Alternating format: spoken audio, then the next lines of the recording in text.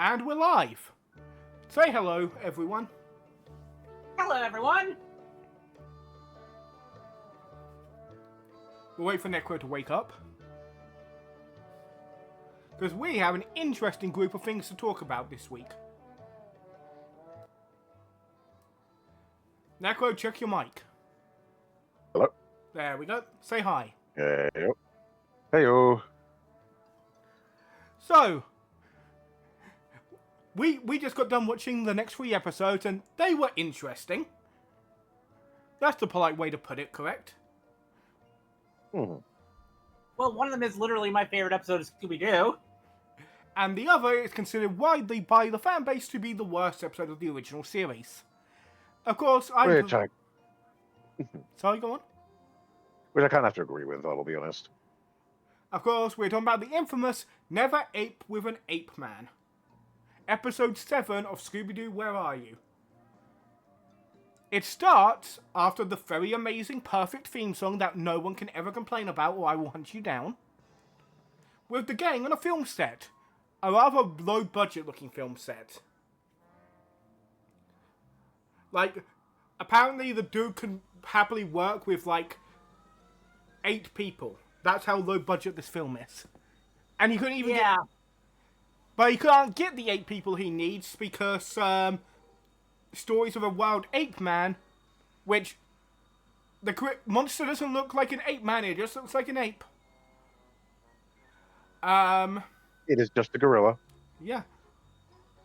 So, we find out it's Daphne's uncle, which, I don't recall, is this the first time we've met one of the gang's relatives?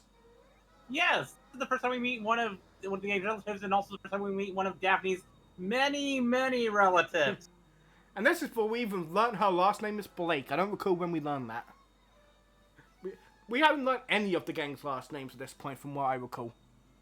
Actually, I think we haven't even learned that Shaggy's first name is Norville yet. Nope. So yeah.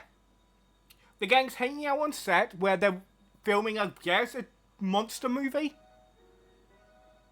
Where, around the legend of the local ape man. Where we watch a actress who, give me a sec to look up her name. Candy Mint. That is a James Bond level name.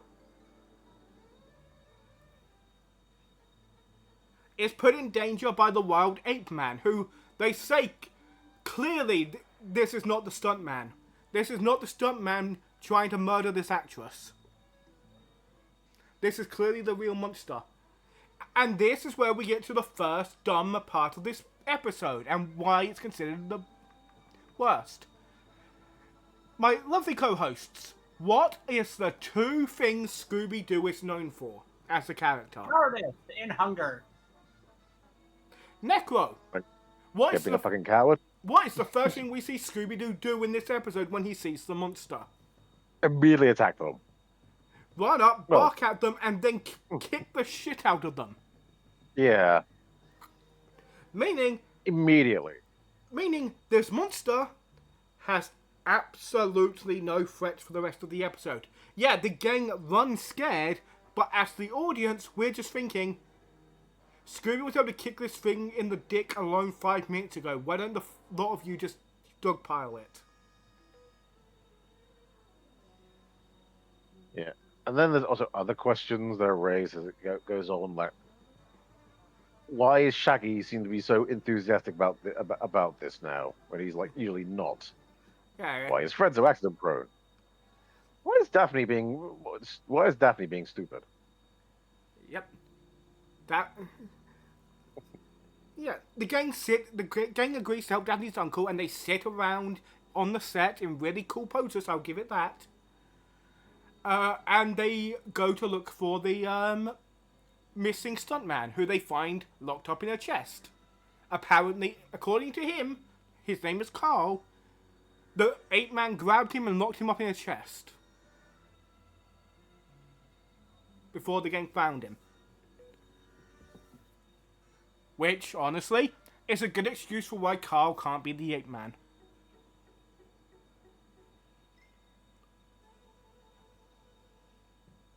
To give this episode credit, they used the whole conceit of this being a movie set to their advantage. With varied set and locations around this air quote burned down house set. Again, I'm giving this movie, this episode, some credit. But then, saying Scooby-Doo has amazing background animations is like saying water is wet. No shit. Yeah. Even at its laziest animation, the background drawings look amazing.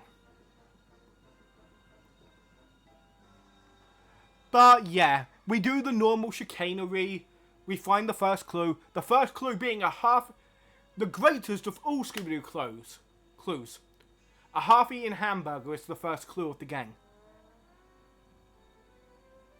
Because the idea of an ape eating a hamburger, and it's not even the fact that if the clue is the ape is eating meat, which it shouldn't do. Not that the ape somehow worked out how to work a goddamn microwave and grill itself a cheeseburger. Yeah, I mean, apes do eat meat, but it's mostly like termites, ants, and other things like that.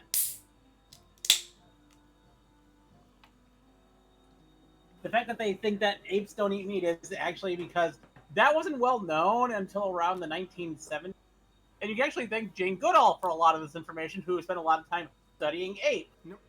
However, while we understand the reasoning for why they think this logic, this is a bad episode, so I'm not going to give it a benefit of the doubt and still call the gang a bunch of idiots. Yes. I am willing to give the gang... I'm willing to use the it's of their time when the episode is actually good. Which I think is a fair cop, right, Necro?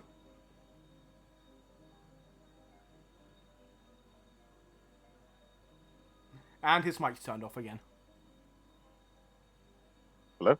Yeah. Do you agree with that? That's what I think. Do you agree with that statement? We're more okay. Sorry. We're more okay with the gang being foolish when the episode is well written. Yeah. So the this one is just kind of. This one's just kind of dull. Yeah. Overall. Again, we get in the age where the episode was filmed, the understanding that apes didn't eat meat, wasn't common knowledge. If this was a better written episode, we wouldn't harp on it. Mm-hmm. But it's the only really thing to really of note. Yep. Like everything else in it is just so nothing. It's them trouncing around the set. We get an early trap. We get something unique with an early trap attempt. That's neat, I guess. But because they're doing this trap attempt halfway through the episode, we know it's not going to work. We have, however, seen attempts later on where traps do work halfway through the episode, but it's always when there's terminal. Yeah. Is it the first or second time that Scooby and Shaggy use this bait when they start playing pool? I think this is like the second or third. Because we've seen it at least once before, at least. I'm not remembering. We saw it once before last time. But yeah, the gang the gang find again using the conceit of the episode well here to give the episode some tiny bit of credit. They go to where they're filming a movie about capturing this ape man, so they go to the set of the final scene of the movie, where in the movie the ape man gets captured, and they're like, "Well, we already have a pre-built trap. Why don't we use it?"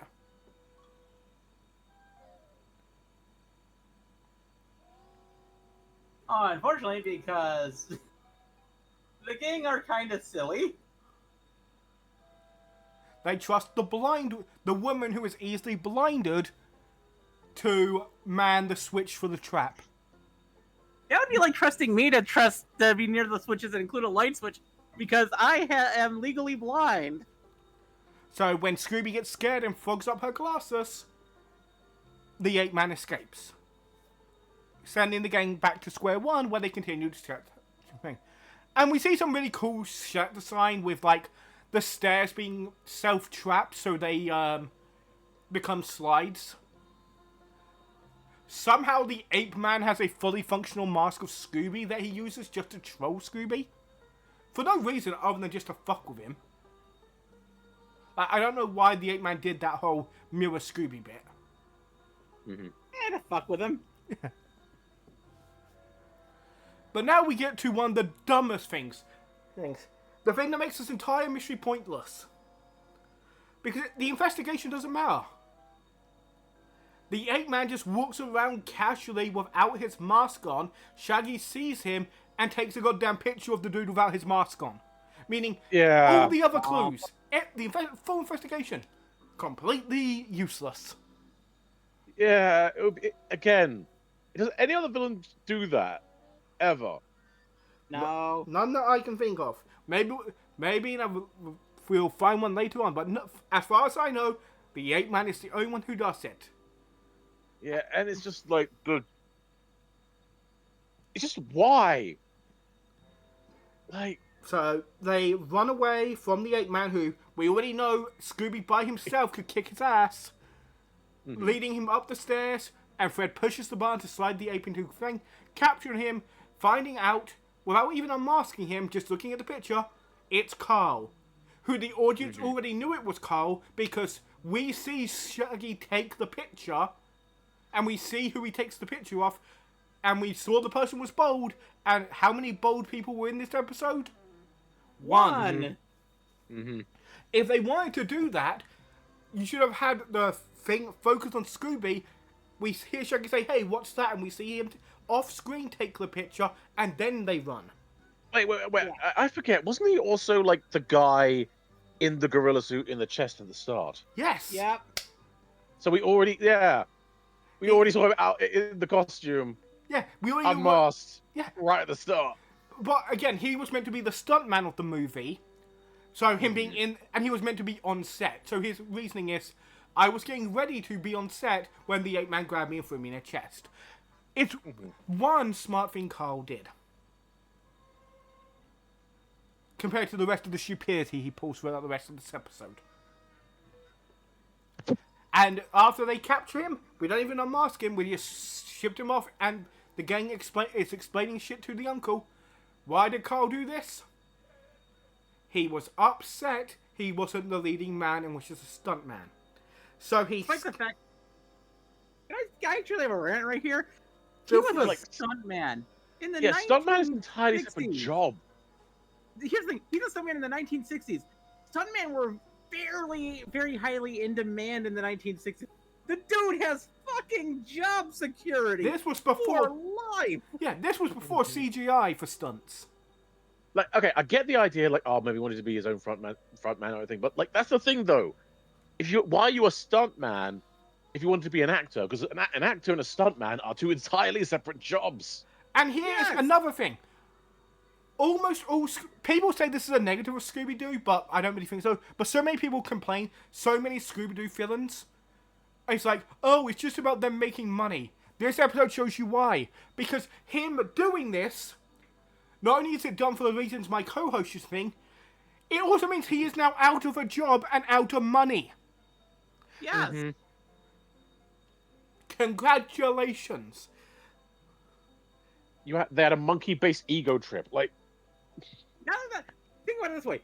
He will never get hired as a stuntman again after doing this bullshit. He endangered lives. That's the one thing that a stuntman should never fucking do. Indeed. It's just like, and again, you're in the wrong fucking line of work. You just basically gave up a job security thing that you had for life because you were arrogant and egotistical that you weren't the fucking leading man. The leading man. I'm not angry about this in the capitalists. Because at least and that says a lot. Because at least with the capitalists, there's reasoning behind it. Even if the reasoning is money. Money and greed. Money and greed is something we all can understand. Like, I'm sorry. Like, okay. This episode actually makes me kind of annoyed because, dude, you had one of the most secure jobs in all of Hollywood for the next 40 years. Yeah, and so, like, I don't think we'd be hopping on this again. Like we said earlier, we wouldn't be hopping on any of this nearly as much if there was anything else in the episode to talk about. But there isn't. It's such a nothing episode with the stupidest villain. The only other thing to talk about is how the entire gang is out of character except for Velma in this episode. And that's because they're Velma. Like, Fred is the danger-prone one. Daphne is weirdly Competent. good at competent traps and stuff. Yeah. Daphne's building traps. Like, Scooby's, like weirdly aggressive towards the monster. Shaggy's, like, oddly enthusiastic for the plan. Yeah, Shaggy's enthusiastic about solving a mystery. Yeah. Like Shaggy's whole thing is he's just on a road trip wants to vibe. Like, that is Shaggy's entire thing. Also, to make life around more, we also are introduced to the first ever Shaggy snack. Mm-hmm. Oh god, that no. Oh, God, yeah, the fucking chocolate fish pie. It is a pot pie with pizza crust, anchovies, pineapples, cherries, and thick chocolate sauce. A chicken pot pie. There is chicken in there. No. It had cherries, chocolate soft pepperoni, and sardines. No! Please, no! Inside a savory pastry. Oh! Wait, no, wait. Yeah, wait. Wait, was it sweet pastry or savory pastry? Like, they say pot It was pie. a savory pastry because it was pizza crust. Yeah, I'll be honest. If it was a sweet pastry, that would be even worse. Like, no. Okay, cherries do go with meat. Chocolate can go with meat. But cherries don't go with sardines. Yeah. To be fair, I'm trying to think of any fruit that goes with fish. Certain types of berries can go with fish, like lingonberry. I don't know if I have lingonberries. Also, citrus can go with fish, like lemons, grapefruit, Oh, oranges. yeah, but like that's citrus goes with I don't, fish. that's not really that's more the juice. That's more just the like juice than the actual fruit. You know, it's like lemon can go with anything if you try hard enough. Yeah, citrus goes with fish. Lingonberries go with fish, but cherries do not go with fish. Cherries go with steak. The thing is, though, there were also whole cherries, which means that there's still a bit in there. Yes, that's the other problem. And they were full sardines as well, which means there's still bones in there. Mm-hmm. There is bones and cherry pips in there, along with chicken, which is probably undercooked. I'll be honest. I cook all the time. I love creating new recipes. This hurts me. Mm-hmm. And as somebody who does like food, like Jesus fucking what the fuck? We don't. Again, Again. we would not be harping on any of this nearly as much as we would if there was anything else in the episode. Ugh. I feel like I have to keep reiterating it. We're ragging on about this because there is literally fuck all else to talk about this episode. Like, these are the things we latched onto because the episode was so boring. Mm-hmm. I actively started playing Digimon halfway through on my Like phone. if there was more jokes, better jokes, Yeah, things like that, we probably would have been more okay with it. But there just wasn't. I'm trying to think of there was no jokes in this episode. Yeah, I'm trying to think. There were joke attempts like the Scooby counting the missing heads bit. Yeah, but like Yeah, there were joke attempts, but no real good ones. Yeah. Shaggy smacking. This episode, Shaggy smacking the ape man with the pole was kind of funny. Yeah. it would have been funnier if they hit him lower, like around the groin. Yeah. Yeah, although okay, but speaking of beating something with a stick, let's move on to this dead horse. Okay, before we leave this episode, there's one thing I gotta say. There's a theme that this episode starts with for the 3 episodes we're covering today, and I'm gonna bring up what that theme was at the end. Mm-hmm. So, let's put a pin in that because foreshadowing is a literary device. But before we go on, there are a few things we need to do. Cast-wise, This is literature. of course, the gang are all played by their normal season 1 actors. Oh yeah, there was the parrot. I completely forgot about the parrot. Yeah, same. Right, there was a parrot. Completely forgot about that. That was such a non-plot point. Yeah, I don't even remember because I'm looking at the cast list. It was like Don Messick played the parrot. Yeah, and Vic Perrin played the played Carl. And the Ape Man. Okay, here's the thing. Vic Perrin was the voice of Dr. Zinn on Johnny Quest, and I could not tell it was him. And he will be showing up later today. Johnny Quest. That sounds familiar. It was an action show that Cartoon Network that Hanna-Barbera / Cartoon Network have tried to bring back many times. In fact, Venture Brothers is a parody of it. Yeah, most people know Johnny Quest more because of the Venture Brothers parody. But yeah, casting, Don Messick played the parrot, and Oh wait, no, sorry, no. I was thinking of World of Quest. That's weird. Daphne's uncle is apparently listed in the credits as John Maxwell. I guess he's her uncle from the mother's side. Yep. Yeah, and of course Candy, who was in the episode for over 5 minutes just to be eye candy, and maybe she was meant to be a possible red heroine. I don't know. She was a nothing character. It's played by Janet Van Powell, another Scooby-Doo. Funny thing about her, she actually shows up in a comic as well later on. Yeah. Really? Yeah, Candyman is a character that recurs once. Yeah. I mean, better than most characters in Scooby-Doo, I guess. Yeah. In fact, every character in this episode recurs in that comic issue because it's pretty much both a redo of that of this episode as well as a small sequel to it. Okay. I'm also on the Wikipedia page. I love this trivia note. It said that Carl made in extended media. It said Carl made his own costume, so this is Scooby-Doo's first villain, just using their fursuit.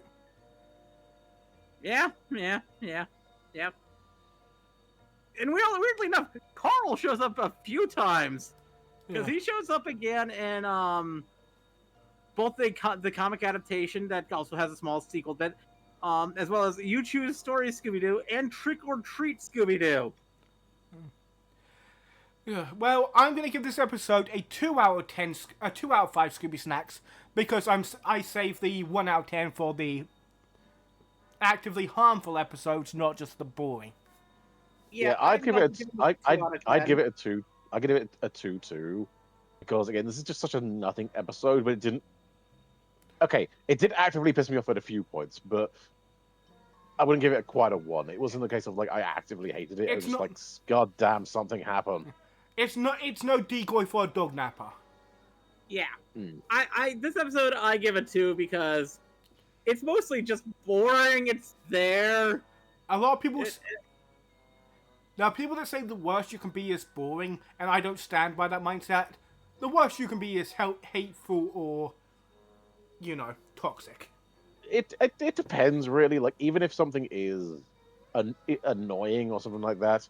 No. Actually, the worst something can be is annoying more than boring. No, the worst thing something can do is have a message that is actively toxic and harmful. I mean, yeah, but like from an entertainment perspective. Or like something that like promotes racism. If you're promoting racism, you're a bad episode. Mm-hmm. Which is why we have a new counter in the corner. Damn it, I was hoping to not bring that up to force people to ask about that in the comments. Damn it, Eliza. I mean, we have to explain it at some point. No, we don't. Like, listen, that's just bait at that point. Look. Do they ever explain why Scooby-Doo can talk? Yes, they do. Mystery Incorporated. We don't count, in the early seasons. Okay, no, not there, but they do in Mystery Incorporated. Then we should have waited until Mystery Incorporated before we explained the sign. Also, I do love that meme. It's like Eliza immediately went simultaneously went yes on that question.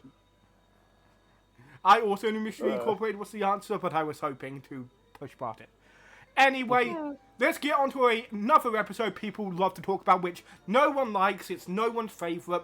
In fact, we're just gonna skip it and give it a 1 out of 5 and move on. No. Ballboy and Funland is legitimately my favorite episode of Scooby-Doo. Because it has my favorite Scooby-Doo villain, Charlie. Charlie, I love Charlie, but he is carried by the background music. He is. He's carried by his movements, the background music, the sound effects, the sound design on this episode is so goddamn good. Yeah. Again, this is another weird one.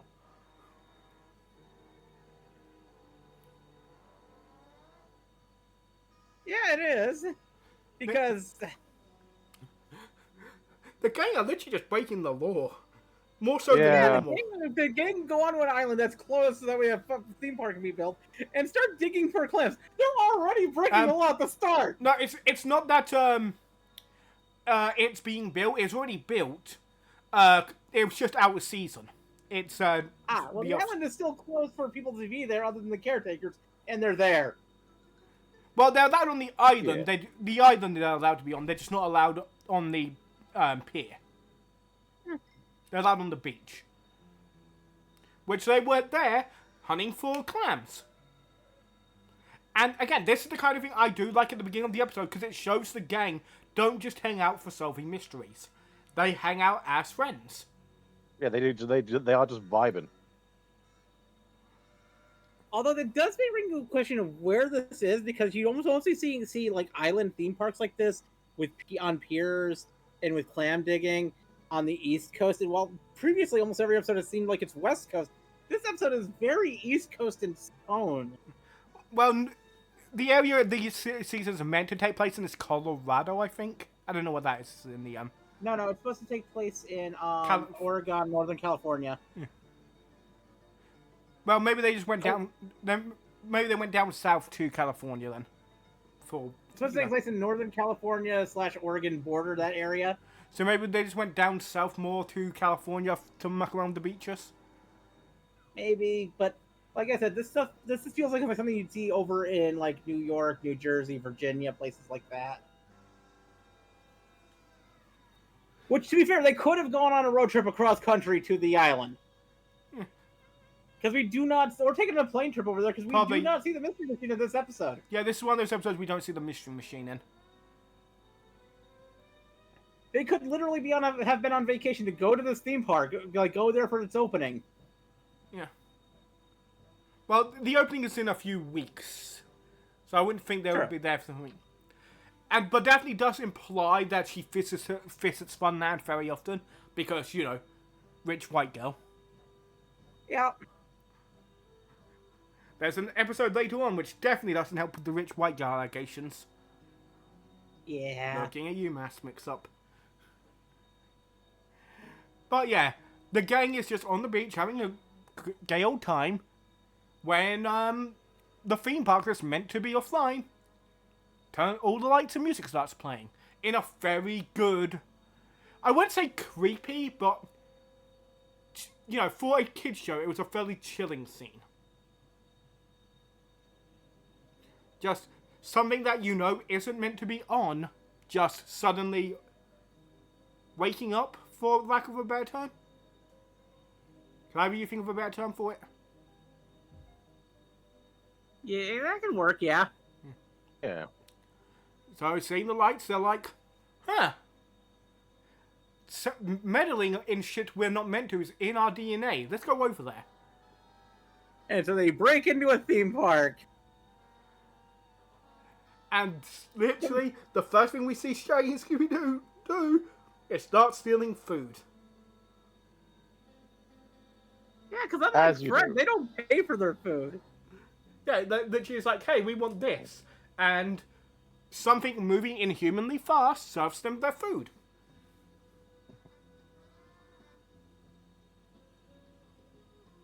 And Fred goes and does the baseball toss game, and unlike Shaggy and Scooby, who just eat the food and walk away, Fred pays for the baseball game when he gets a prize. Yep. And the game is also self-cleaning. Wow, they're self-cleaning and or magical.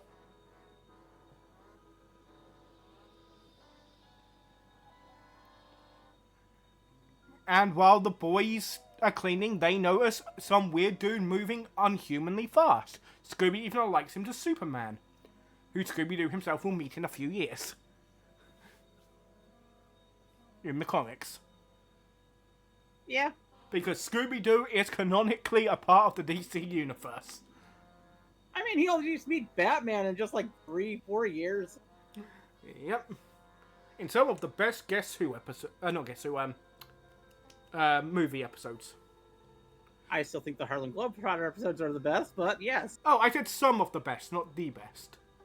One of my favourite Scooby-Doo YouTubers, Scoobytopia, who people should go and watch if you haven't. He does great work. His favourite episode is the Cass Elliot episode. I can see that. That's a good episode. Even if it has its issues with the way Cass. We'll get to that when we get to the episode. But yeah. So, honestly, there's not too much to talk about. A lot of this episode is... Necro said there wasn't great jokes in the last episode. This episode is just non-stop jokes. Yes. Just the gang having fun. This episode could have removed the man in blue entirely and just had it be the gang hanging out in a theme park. And you couldn't tell the difference. Yeah. It also, again, it has the... and to beat the dead horse, as Necro put it, this episode has Shaggy also being a bit more proactive. But unlike with the 8-Man, this episode, it actually feels better. They are in this place, trying to figure out why it's turned on, and Shaggy sees someone who could be a member of staff. And so he's like, despite his cowardice, his normal cowardice, he's like, we're here to look for staff to figure out what's going on. He sees a dude walk away, and they decide to go and catch up to ask him what's going on. Mm-hmm. But because of how fast he moves, they keep on not catching him. Yeah. Again, it's like with the 8-Man episode, but done well. Because there's actually a logical reason behind it, rather than just Shaggy is now super into the mystery for some reason.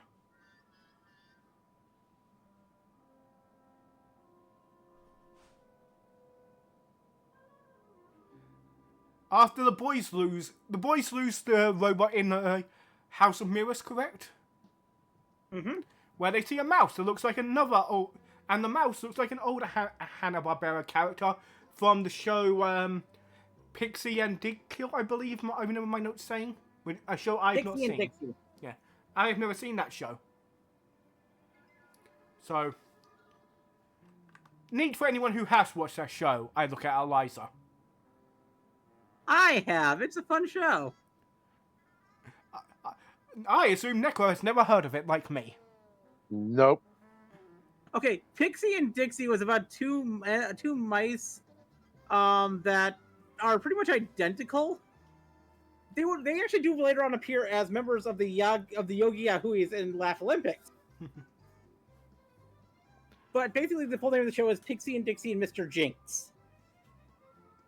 Because it was about the two mice and the cat, Mr. Jinx, that they played pranks on, although occasionally they'd have truces throughout the episode. Mm-hmm. It was really fun. It's kind of a lot like Tom and Jerry, but a little bit more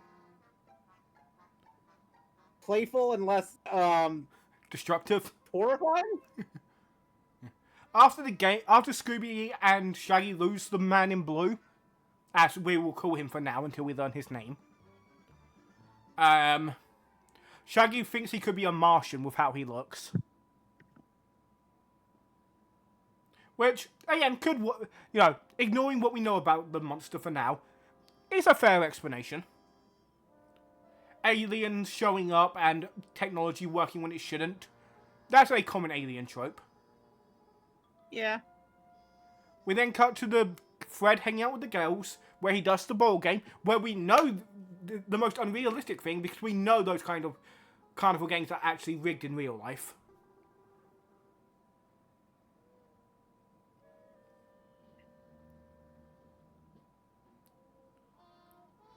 And I believe they see Charlie going into the Ferris wheel, correct?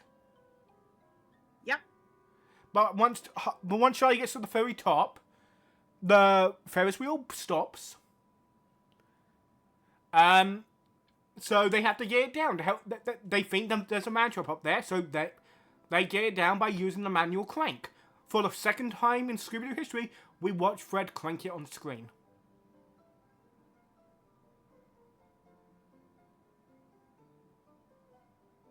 I am not apologizing for my bad joke. Mm-hmm. Nobody really expects you to. But once they ring down, the man is mysteriously gone, adding to the weirdness of the park. And after Charlie goes down, all the lights start to turn off again. In another well done, slightly creepy scene where just one by one, the light just gets dimmer and dimmer.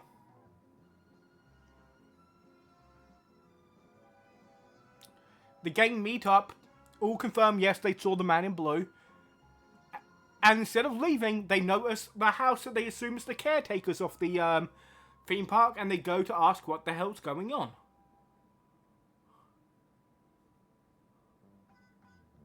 The caretakers tell them they were just seeing things, the park didn't turn on like that, go away. Essentially. It's what the two... They're very cagey and slightly, shady in how they talk, too. Yeah. I always remembered them as a married couple, but apparently no, they're just brother and sister. Yep. But this is my first time watching this episode fully in a year, so... As a little kid, I probably just assumed they were married and, forgot about them just being brother and sister. Honestly, because with the way the episode ends, they give married couple energy. Or am I just delusional? I'll be honest, I thought it was his wife or something. Yeah. Yeah, I just... But the gang, after being told to go away and leave it alone... Of course, the gang respects the wishes of the owners of the property and leave. No. No, they case the place and hang out until they see the lights come on again. Shaggy saying he doesn't want to do a stake out, he wants to do a stake inside him. Which was a really good joke. I mean, sometimes I'd like a stake in as well. But the lights turn on, and once again...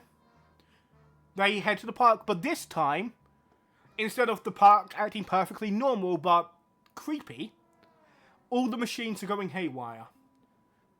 The merry-go-round's going backwards. The cotton candy machine is overflowing. The hot dog machine is throwing stuff aside, which Scooby quickly uses to again steal more food. And then Shaggy uses to steal more food. Both from this place and from Scooby. Yep.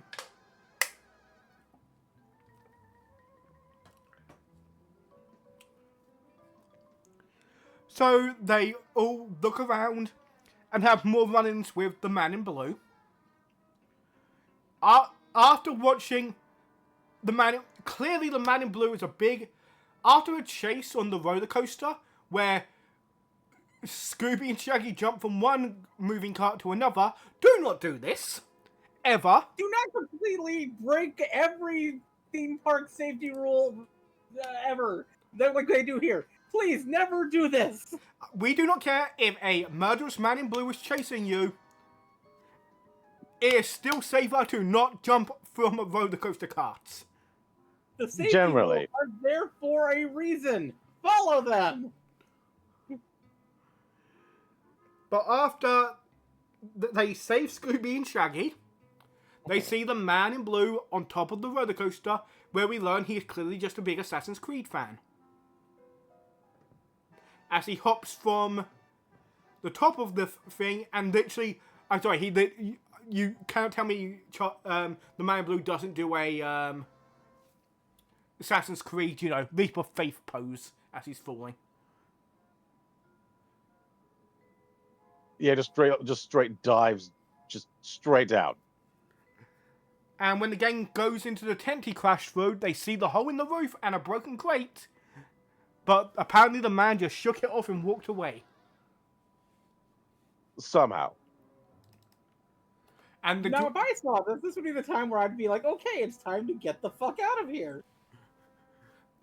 But the gang's leader is Fred Jones, who says, screw your logic, we're making a trap. And with the most elegant trap we've seen so far. It's just A box. A box. The trap is just a box with a basket in it.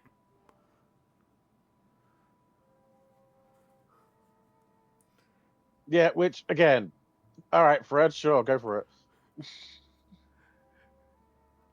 I mean, it's not as dumb as the second trap they use against him at the end of the episode, but for now, they send Scooby to play hide and seek with the robot to try and bring him into the crate.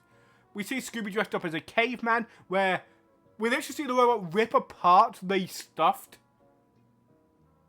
wolf Scooby is standing next to, thinking the stuffed wolf is Scooby, which implies, yeah, Charlie getting a hold on you isn't fun. Yeah. Although we did skip one thing that I want to bring up. Before the trap thing starts, having get Scooby to do this trap was due to trauma, because shortly before that, they had Velma and Scooby in a bumper car together, not on a track, and just let it loose. And Velma loses her glasses. And then Scooby got thoroughly traumatized. Yay! Once they didn't use Scooby Snacks to get Scooby to do the thing, they used trauma. Because the option is like, Velma was like, yeah, it's not fair we're sending Scooby as bait. Me and him should go together in a car. And this is where we get our final piece of the puzzle of the opening, Scooby in a barrel. Earlier in the episode, we saw him buried in cotton candy. Yep.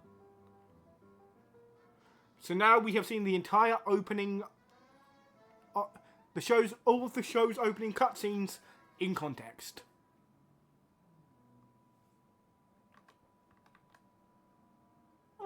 So points for that, at least. But after the trap fails, they're approached by... Well, I love before we said that, I do love how the trap fails. They're cheering, they're celebrating. They've caught the dude, and Neko, how does the man in blue escape their trap? Their amazing trap with a box. How does the man in blue escape? Just rams straight out of the fucking back. Through the back of the trap, right through the other box. Right through The other box. Then the wall. wall. Then right through the brick wall. Okay, cool, that's new. This is where the gang themselves are like, okay, we're not dealing with something normal here. This is where the first time the gang admits, okay, we may be out of our depths here. And that go, what the fuck? And that is when Mr. Jenkins, shows up to explain. That's because the thing they captured is not a man. It is a robot called Charlie. Charlie the robot, and we all love him. He explains he made an AI robot to help run the park. He wanted to make an army of robots so the AI could run all the games and equipment in the park. There's a message which, in this day and age, you know. Yeah, that did not age well. It makes the villain kind of the hero at the end. Because they get into a car with a giant magnet on it to try and capture Charlie, who Mr. Jenkins says is going haywire. Yep. Which, alright, cool, it's Scooby-Doo, fine, whatever. But we assume it must have been Mr. Jenkins who had the giant fucking magnet. I'm more talking about how the magnet can be directed more than anything, but yeah. Well, if you use electricity, you can cause a magnet to direct its energy, but you need a lot of... Not with a horseshoe magnet. Yeah, not with a horseshoe magnet like that. That's the wrong kind of magnet. Well, they used the magnet to pull Charlie out of a crate, but somehow someone cuts the magnet wire with none of them noticing. Even though it goes right in front of two of their eyes. But even with that, Charlie still runs forward into a wall, crashing and busting himself up against a wall. Scooby, on the other hand, is not an idiot and realizes that someone cut the wire and points out to where they are. Where it turns out Sarah Jenkins cut it because she didn't think, mindless AI robots should be around children. That's right. She thinks, there should be there should be an adult element around in a place where kids are playing. Oh, and there is a fun thing about this episode if you think about it. What's This that? is the first episode with a real monster. Yeah. Like, this was not like some person, or this was not just something, or like somebody in a costume. This was just a straight up actual goddamn robot. Yeah. Yeah. And after this, Mr. Jenkins says to his sister wife, maybe they're in Alabama, we don't know, that she's right. He understands she's right, but he's still going to repair Charlie anyway in the next morning, just because clearly the dude didn't care about the theme park. He just wanted to make a robot, which I get. I also would. No, that's entirely fair. Like, yeah, it's like, if you're able to make a robot, dude. You don't need it. You don't need an excuse. We will not judge you if you just make a robot. Just go make robots, man. Just live your truth. So the gang show up the next morning. He explains he's fixed Charlie, but they're just gonna have Charlie there, but won't use him as staff. Although I think you could use. Go on. Instead, it looks like they're just going to be using him to pet dogs, which, yeah, that works. Yeah. To fair, again, the answer though isn't. I think you could use Charlie in the theme park to do stuff. Just have him as an assistant. Yeah, like, just don't Or replace have him as everyone. an attraction. I'll be honest. Disney If there was approved. like a robot running around like fixing things and like just entertaining the guests, that would fucking sell Yeah. Yeah, like have him as an insanely attraction. well. Disney proved that robots as attractions works. And Charlie is more advanced than anything Disney's ever fucking made. Yes, he's almost as advanced as Chameleon on Doctor Who, which was so advanced that when the person who built the damn thing died, nobody knew how to use it, so they had to stop using the character. Which, I'll be honest, it's just a flex.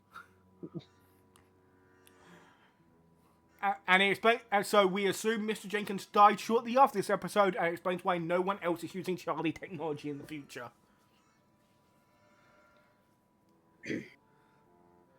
And that was Foul Play in Funland. Considered a classic episode of Scooby-Doo, and for good reason. Even though it's not a tradition, even though for many people it won't be what you consider a traditional Scooby-Doo episode, it is just a fun time. Again, you don't even need Charlie as a monster. You could literally just have the episode be the gang is hanging out in a theme park. And honestly, you'd get the same effect, and it would still be a good time. But And of course, the Jenkins were played by Don Messick and Janet found up John and Gene Vanderpyle, because these two are recurring actors on the show. because this is Scooby-Doo. This is early Scooby-Doo, and we have like 8 actors we call upon. Yeah. Mm-hmm. And a lot of that work goes on to Don Messick because Don Messick is a fucking treasure. And apparently, Sarah Jenkins got arrested at some point after this episode, because much later on in an episode, she's shown in prison. Which is funny. I'm betting it was tax evasion. Mm-hmm. Because, she didn't do anything illegal in this episode. Yeah, which is she had to do something illegal somewhere else. But we'll get to that when we get to that lesbian movie.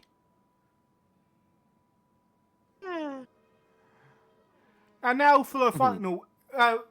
now, of course, we're going to give our rank. I have to give this a 4 out of 5. It is really damn good. Yeah, same. Like, it was a bit of an odd one, and does kind of like go outside what Scooby-Doo normally does. But it did it in a very fun way. Yeah, you should occasionally have episodes to shake up the status quo, and this episode does that in a really good way. And I have to have a different rating than the other two here, because for me, this episode is my pure nostalgia doing this. Gotta give this episode a 5 out of 5. And I fully agree. I fully understand why you have that. Because this episode was one of my favorites to watch and rewatch as a kid. I have watched this episode more than 100 times. Because I'm a nerd. And also I have ADHD and autism, so when I find something I really enjoy, I watch it multiple times.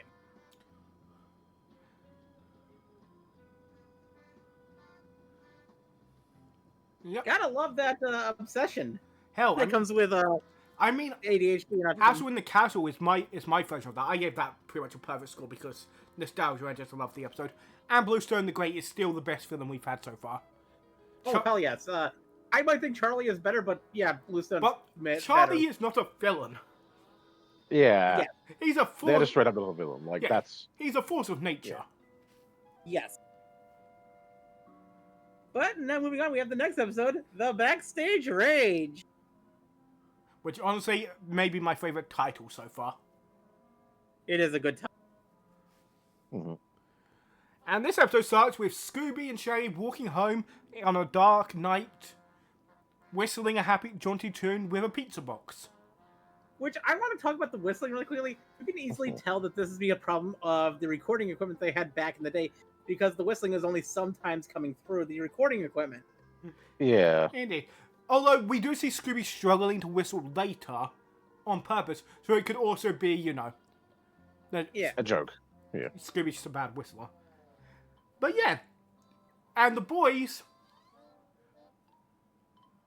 while being scared, decide we should eat this pizza now. I mean, they only had two. They only had like 60 pizzas back at the pizza place. Barely a snack. You know, they are probably keeping every single restaurant in business in Coolsville. I still stand. The fact they made it as far as they did before they decided to eat that takeaway pizza is shocking. Yeah, like that takes an inhuman amount of restraint from those two. Shaggy says he's always wanted to be a pizza cook, and decides to show his skills by spinning the pizza on his finger, which Scooby then decides to eat the entire pizza as it spins. Honestly, an amazing visual joke. Which was great. And then shortly after, a car drives by and a violin falls out. Which, honestly, the shadowy driver on a dark night, it just, again, for a kid's show, it gives really good creepy energy. Especially since the driver kind of looks almost exactly like the stranger danger signs that they used to have all over the place here in the US. I have an issue with the mindset of stranger danger, because that itself has a very toxic energy towards it. Oh, it does. But the back for like my entire childhood and probably beforehand, there were these signs of the neighborhood watch signs which said, "Keep an eye out for mysterious people," which had a figure on them that looked almost exactly like the shadowy man from this episode. Fun. Yeah. But, as you said, a fire then breaks out and Shaggy and Scooby sees it. Shaggy opens it up and what does he find? Money! A shit ton of money. He estimates over £1,000 worth, which, hun, what's that in today's money? Let me do some quick math. Well, $1,000, but yes. Yeah.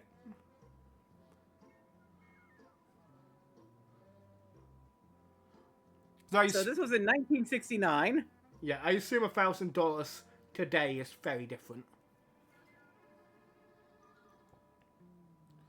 That'd be if they found $10,000 today. Yeah, so Shaggy is like, Scooby, look after this. I'm going to call the gang so we can split this bitch. Okay, he doesn't say that, but I assume that's his intent. That would be my intent. And while Scooby is guarding the thing, the car drives back and a very cute looking lady dog gets out of the car, hopping around with a broken leg. Scooby, being the gentleman he is, puts down the case and runs over to check on the hurt dog. Because you say many things about Scooby Rogers do, but you can't say he's not a gentleman.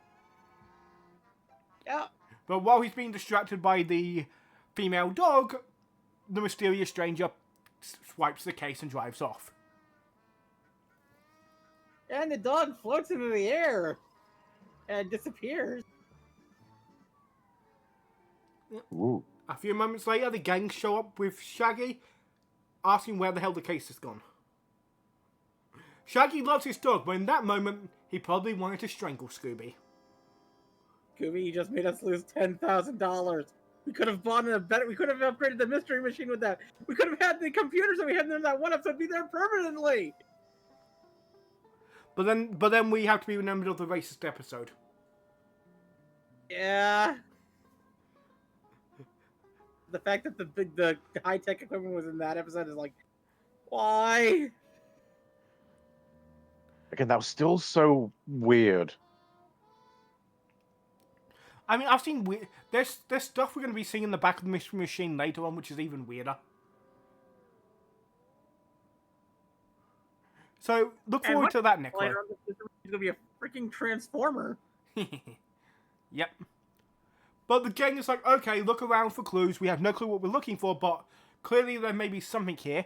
And they find a puppet controller, as they call it. I don't know if there's a technical name for the, the wooden cross puppet control thing. Puppet stick? I don't know. 1 second. I like to do the thing. It's called the control bar or a marionette controller. Okay, so yeah, Thelma got it right then. And yeah, and on the controller it reads Pietro's thing. No clue how this thing fell out of the car, but thank you, bad guy, for dropping this. Otherwise, we would have been screwed.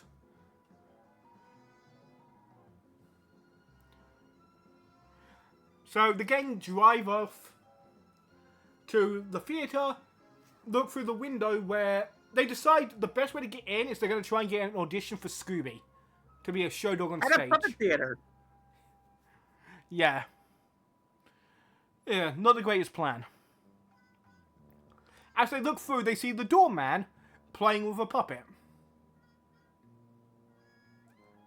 As the gang enters and speaks to the gentleman, he seems like a nice old man. He explains he's just the doorman, but he's an amateur puppeteer, with the great Pietro being his amazing teacher.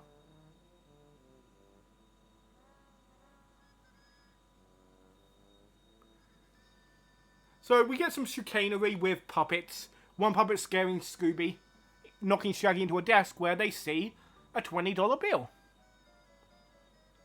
Which Scooby and Shaggy and Fred quickly steal. Before leaving. They have Thelma check it and they can confirm it's a real $20 bill. Because at this point, the gang has just all decided with no evidence. All they have is a suitcase full of money, and for some reason they just assume counterfeiting operation. I'm not sure how they got to that conclusion. Maybe there's a massive counterfeiting problem in their town. Well, we get told that later, but the gang, it sounds like since the policeman explained that to the gang, it seems like they didn't know that at the time. True. So Fred just is like, yeah, counterfeiting. But when they see this is a real $20 bill, they also assume, well, clearly this, instead of the logical answer of, we just stole 20 quid from that nice doorman we spoke to. No, clearly this was planted there to throw them off the case. Ah, yes, because the doorman knew you were coming to investigate. I guess. To be fair, we know above game the dude did because he probably realised he dropped the controller. But the fact the gang made that leap in logic. Yeah. Like Fred's back is hurting for the stretching he's doing in this episode. Yeah. But this is where the real meat of the episode gets in. They return to the theater. They see the puppet man the doorman is asleep. So they, of course, do what the gang does best: breaking and entering. Yep. It's a good thing the heroes, everyone. They're really good at breaking into places. It's a good thing they're the good guys. Yeah, things would go a lot worse if they weren't. If they weren't. Alright, okay. If you need to keep a building secure, who's worse? Who's worse?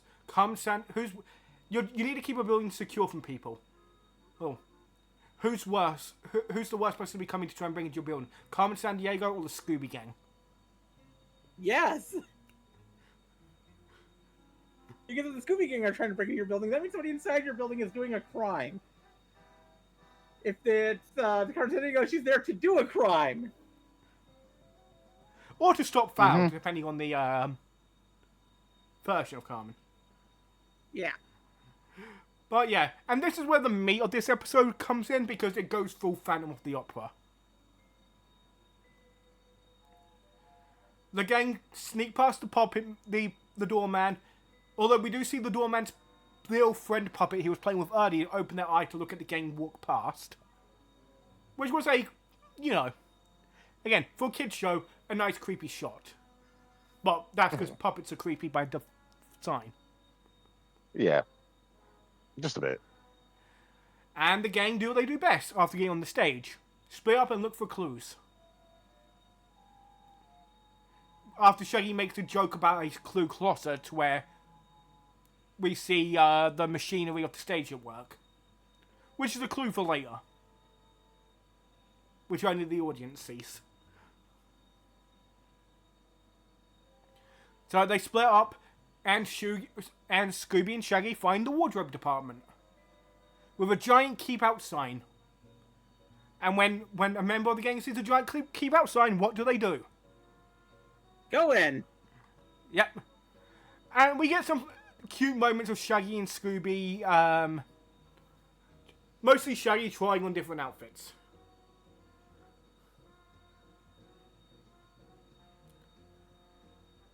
No, wait, before they go to the wardrobe department, we see our monster of the week, the Puppet Master, who actively tries to kill Shaggy twice. A quick thing about his mask, it goes from looking like a solid, like a solid, foam mask to a rubber mask that moves throughout the episode. But, and since I'm okay with it, because they're in a theatre, so he probably just switched out masks. Yeah. But it's an interesting neck we're pointing out on our watch through. But yeah, this dude actively tries to kill Shaggy twice. By dropping heavy stage scenery on him. Which is, scary. Murder. Yes. And then Scooby and Shaggy go to the thing. And Shaggy pulls on a hat and cloak. And Scooby looks over and sees the masked man, the Puppet Master, who is dressed exactly the same as Shaggy. Giving Scooby quite the fright. To be fair, anything gives Scooby quite the fright. Unless you're an ape man. Yes, unless you're an ape man. In which case, dude, just give up.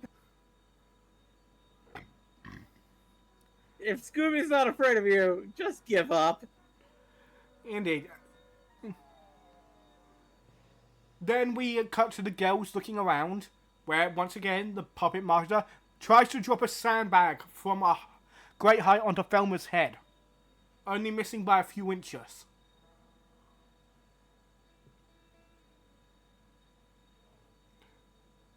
And Thelma quickly figures out someone tried to kill her because she realized it was a knife that dropped the sandbag, not natural, strain. Yeah. Apparently, Thelma knows what a knife cut looks like intimately. I mean, you don't judge our hobbies. I mean, she might be into rope hobbies. No, that's Daphne, hon. That's Daphne. True, we know it's Daphne.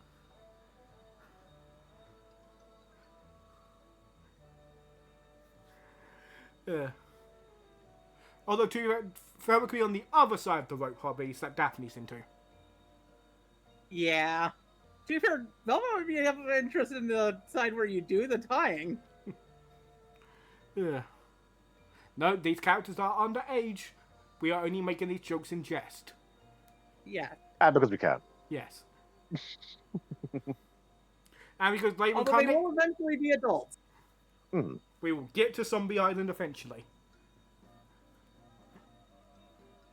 So yeah, I'm actually looking forward to that, actually, but yeah. everyone's looking forward to Zombie Island. Like, I think Zombie Island's overrated, but even I'm looking forward to Zombie Island. 'Cause it's terror time again. Yeah, but yeah. We also get this is the first, we also see the box where the musician play on the stage. I don't know the name of the box. We see the man in black there, and we hear him speaking for the first time, where he gives a really decent evil chuckle.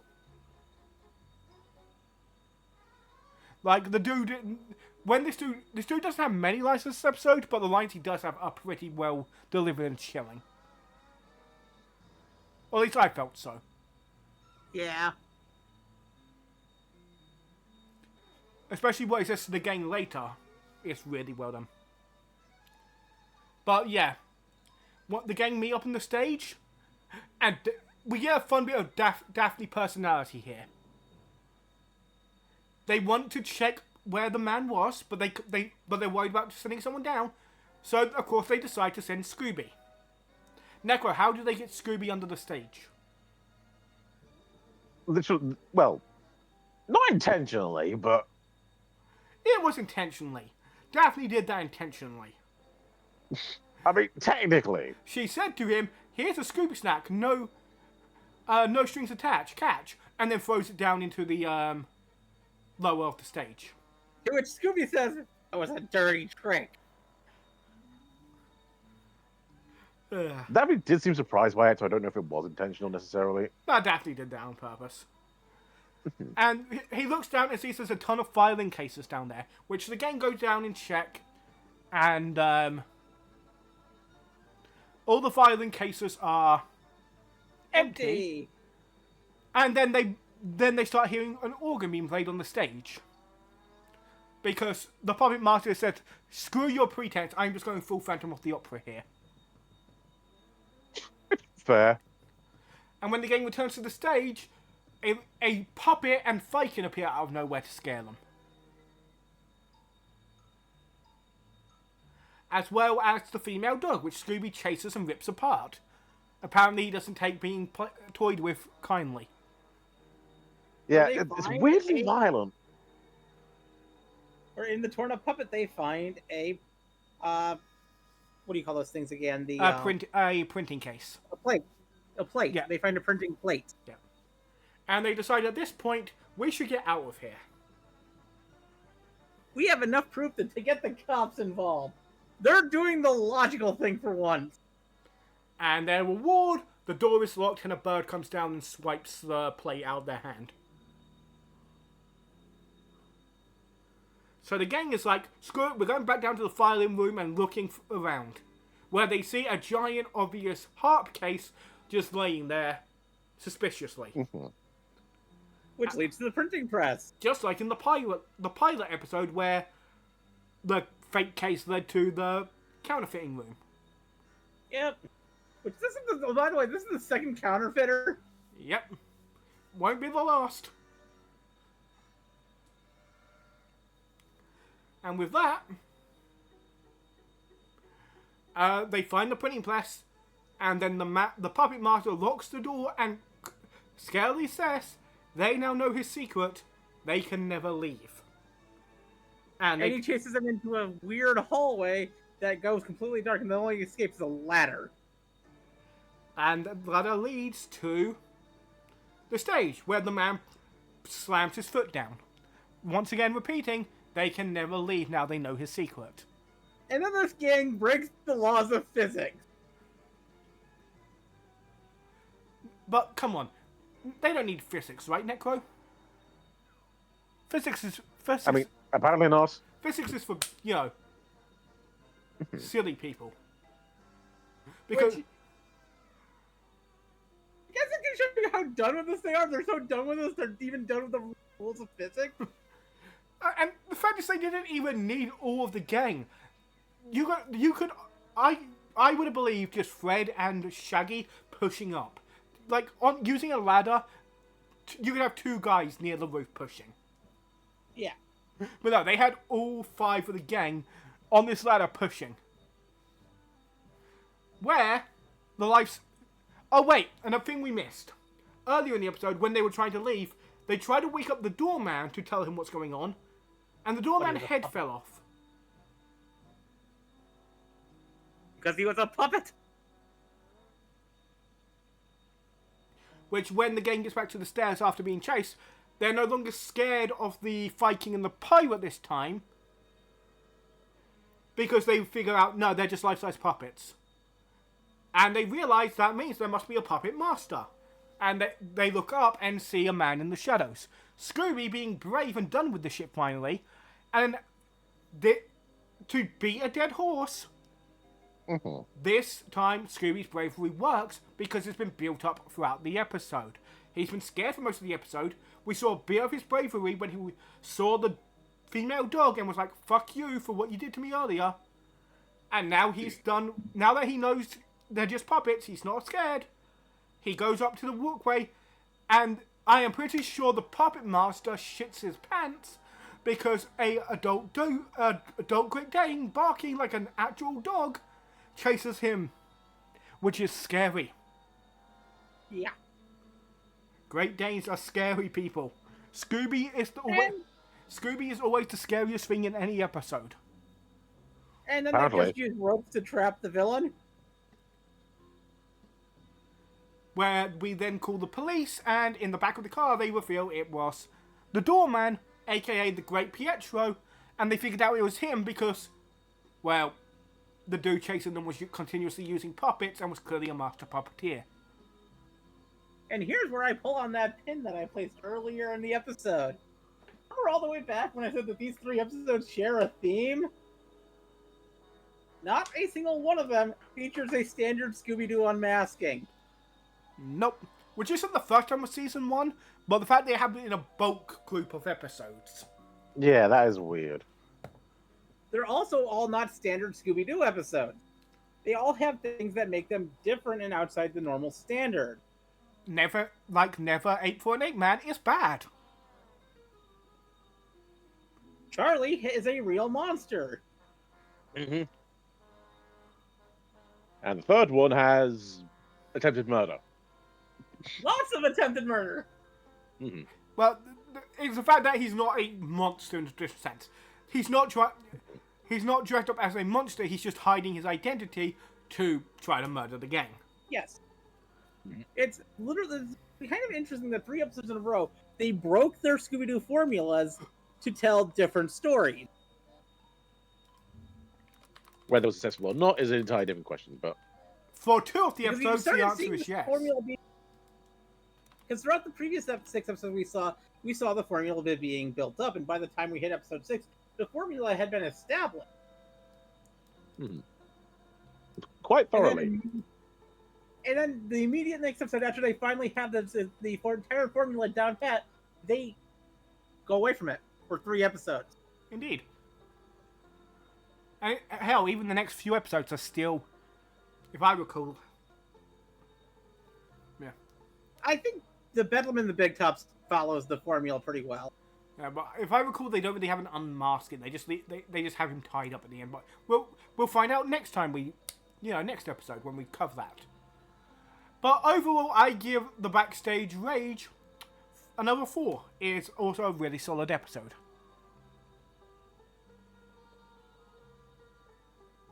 What about you two?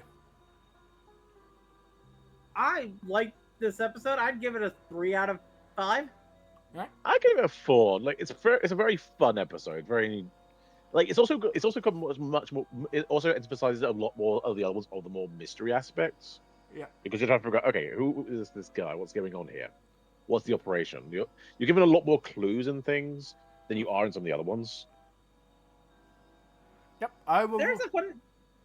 Go on, hon. You know, I kind of want to modify and go to a 4 as well, because there is something about this episode that's unique for me as well. This is one of the things that made me interested in puppetry as a child. Which is awesome. Puppetry is cool.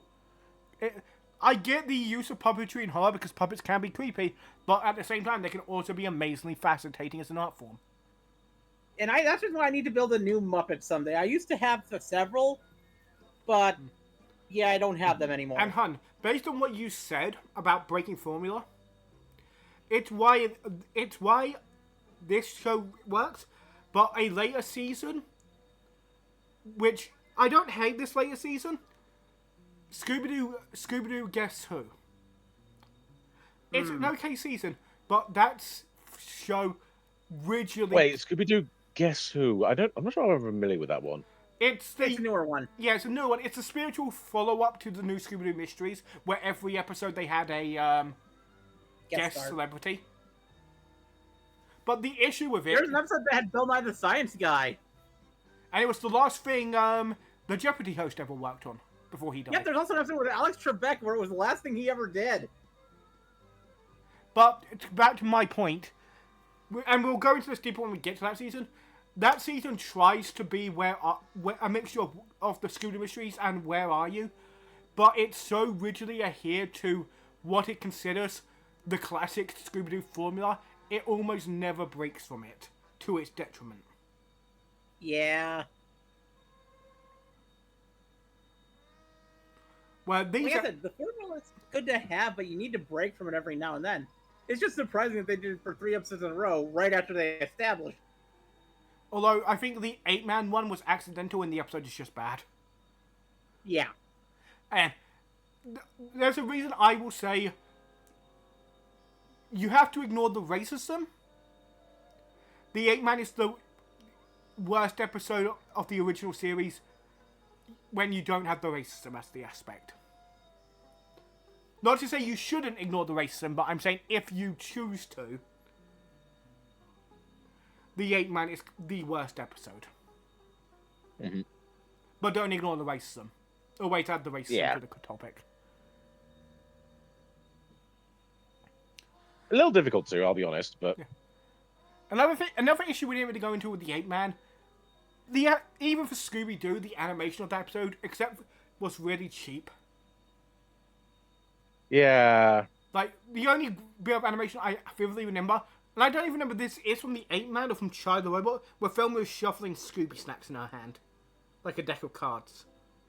Yeah.